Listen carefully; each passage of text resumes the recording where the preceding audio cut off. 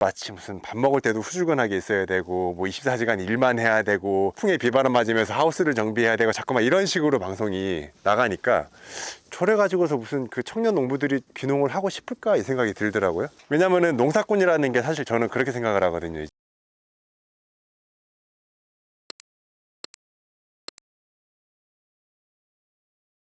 안녕하세요. 네, 안녕하세요. 오늘 아주 유명한 분을 만나러 왔는데 간단하게 자기소개 좀 부탁합니다. 저는 전남 해남에 귀농한 지 지금 7년 차고요. 김경진이라고 합니다. 지금 한창 배추 수확철인가요? 절임 배추 요즘에 나가고 있어서 그거 지금 열심히 하고 있습니다. 배추만 농사 짓는 건가요? 봄에 하고 여름에는 초당옥수수랑 미니바모박, 가을에는 고구마, 겨울에는 배추 뭐 이런 식으로. 배추 농사는 얼마나 지으세요? 면적이? 배추는 10,000평 정도. 원래 서울에서도 무슨 일 하셨어요? 대학교에서 이제 모델학과나 체육학과 학생들 수업도 해줬었고, 그전에는 뭐 이제 트레이너라든지 뭐 이런 모델 일도 했었고, 운동일도 잘 맞추셨잖아요. 네. 어떻게 귀농을 하시게 됐어요? 결혼하고 첫 애 낳고서 서울에 있을 때 보통 잠을 하루에 한 3시간 정도 잤거든요. 일을 보통 한 3잡은 보통 평균적으로 했으니까 잠잘 시간도 없이 일을 하다 보니까 애는 지금 크면 끝인데 지금 무언가 좀 같이 있어야 되겠다 생각이 들어서 그냥 애하고 그냥 한 1년만 진짜 신나게 놀고서 할 거 없으면 올라가자 이랬는데, 이제 애들 키우기 너무 좋고 여기서도 좀 할 수 있는 게 보이고 해서 있다 보니까 뭐 이렇게 됐네요. 7년 전에 해남으로 귀농하면서 처음부터 배추 농사를 지으셨나요? 제일 늦게 한 게 배추고 밤호박이에요. 밤호박이랑 고구마를 주식으로 먹었죠. 서울에 있을 때 몸 관리를 계속 하니까 밤호박을 재배하는 농가에서 교육을 받았고, 교육을 받으면서 밤호박을 수확을 했어요. 근데 이제 팔아야 되잖아요. 이제 그때부터 이제 고민이 시작이 된 거죠. 안에 있는 거는 수확을 해놓은 상태인가요? 네, 지금 수확해서 이제 내일 가져가서 절임 배추로 들어갈 것들이에요. 배추 수확은 어떻게 하나요? 보통 손으로 한 다음에 이제 밭을 한번 다시 갈아엎죠. 이게 지금 다 갈아엎어진 상태고, 수확하면서도 좀 마음에 안 드는 것들이 있으면은 그 자리에서 바로 그냥 반토막 내버리게끔 하고, 네, 그렇게 지금 품질 관리하고 있죠. 배추는 언제 파종해서 언제 수확을 하는 건가요? 배추는 이제 보통 저희가 90일 정도 키울 생각으로 단계별로 심고, 아, 단계별로 심어요? 같은 밭 안에서도? 이제 어느 정도가 필요하겠다라는 게 있으면은 심었다가 뭐 한 3주 있다가 뭐 어디 심었다가 뭐 이런 식으로. 여기가 고랭지 배추라고 하셨는데 해발 400m 정도로 지역이 되어 있더라고요. 다른 사람들처럼 저 밑에 있는 밭에서 하지 않고 이렇게 하시게 됐어요. 아, 퀄리티가 좀 다르더라고요. 이제 식감이라든지 뭐 이런 것들도 그러고, 여기는 사실 고라니하고 멧돼지가 뛰어다니면 뛰어다녔지 차가 이렇게 다니고 무슨 뭐 오염되고 이럴 만한 게 전혀 없거든요. 네, 그러니까 저희가 농사 지으러 올 때 말고는 아예 사람 발길이 안 닿는 곳이기 때문에 이제 이만큼 잘 지켜준 자연이면은 그만큼의 이제 농작물로 보답이 된다고 생각을 합니다. 이 밭을 10,000평 정도를 하는데 인력이 몇 명 정도 필요하신가요? 수확하고 이제 절임 배추 공장으로 넘어가야 되니까 한 20명 정도씩은 쓰는 것 같아요. 절임 배추도 하신다고요? 네. 저희는 거의 절임 배추로 한다고 봐야죠. 가공을 하시게 된 계기가 있어요? 가공을 해야 그 가치가 높아지고, 배추만 팔았을 경우에 사실 소비자층이 갈수록 줄어들어요. 이제 배추를 해서 직접 절여다가 예전에는 양념을 했다면은 지금 같은 경우에는 절여져 있는 상태에서 양념을 따로 사다가 하시는 분들이 좀 많아지고 있고, 그 이후로는 그것도 이제 좀 번거로우시니까 아예 그냥 마음에 드는 김치를 사다가 드시는 쪽으로 좀 트렌드가 좀 많이 넘어가고 있잖아요. 아무래도 배추는 사실은 처음에 딱 심는 그 날짜가 언제 심느냐가 굉장히 중요해요. 이제 일기예보가 이제 비가 많이 오는 시즌이 있잖아요. 장마 시즌이. 그거 전에 심어야 되거든요.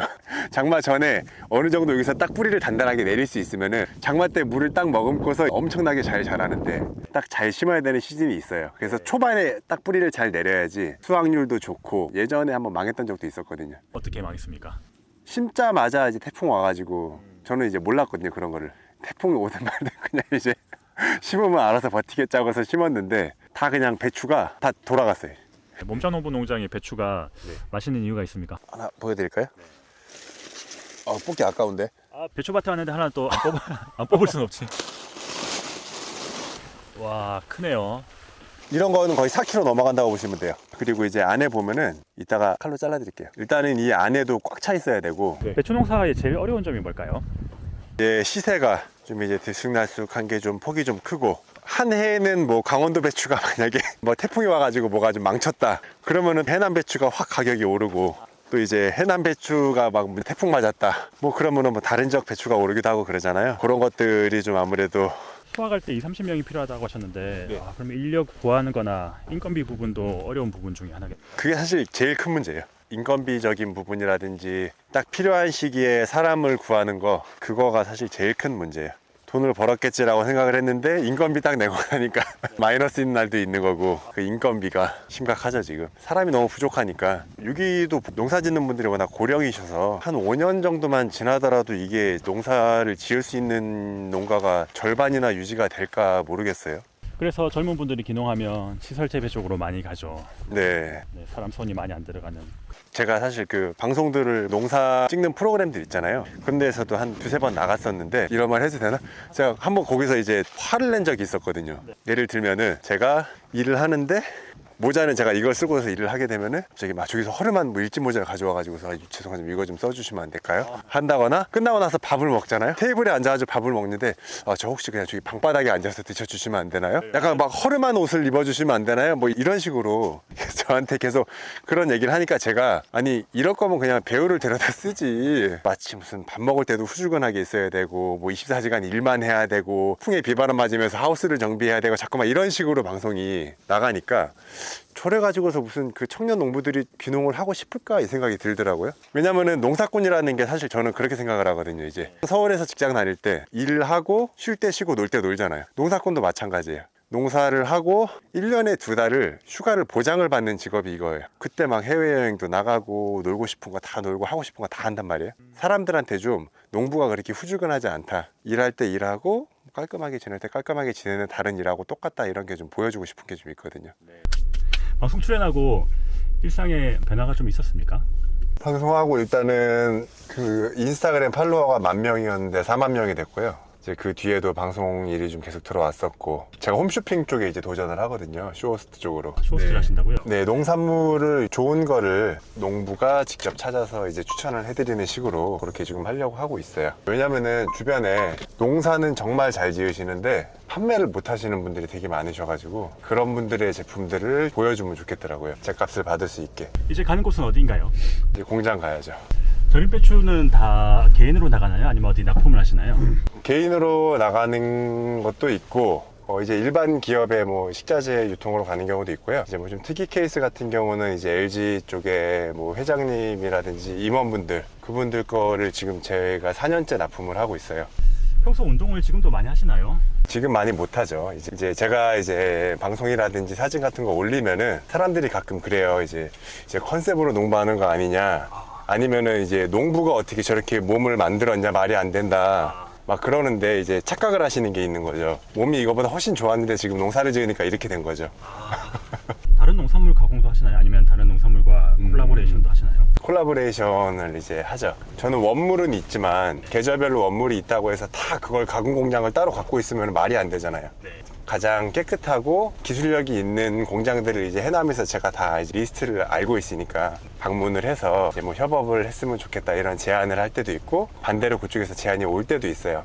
앞으로 목표나 계획이 있으실까요? 개인적인 목표는 농수산물 쪽에 실제 농부가 믿을 수 있는 브랜드가 되어서, 마치 몸짱농부 인증처럼 제가 직접 그 농가 현장에 가고 실제로 어떤 비료를 쓰고 어떤 종자를 쓰는지 보는 눈이 있으니까, 그런 것들까지 다 봐서 정말 좋은 곳들과 계속해서 이제 그분들을 노출시켜 줄 수 있는 그런 걸 하고 싶은 개인적인 바람이 있고요. 또 좀 이제 요거는 약간 제 꿈인데, 제가 그 귀농인 청년들을 몸장 농부처럼 되고 싶다라는 마음이 들어서 저를 보고서 귀농 청년들이 좀 많이 생겼으면 좋겠어요. 절임 배추 가공 공장인가요? 네.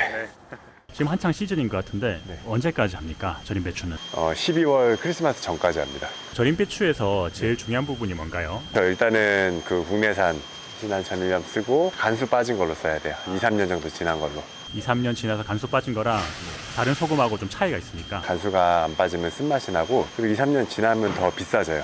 그래서 저희는 매년 하니까 2, 3년 전에 사놓은 게 있고, 이제 올해 사놓은 거는 2, 3년 뒤에 쓰는 거죠. 그거를 농도를 잘 맞춰서, 기온에 따라서 또 절여지는 게 달라요. 그래서 그거에 맞춰가지고 또 해야죠. 소비자들 입장에서 좋은 배추를 어떻게 고르나요? 지금 보셨을 때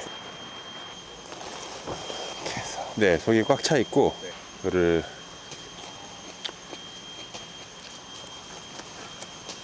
아삭하게. 네, 저도 한번 먹어봐도 됐습니까? 네. 맛있네요. 그래서 안 질기고 아삭하고 좀 단맛도 나야 되고. 몸짱 농부님 배추는 어디에서 구매할 수 있어요?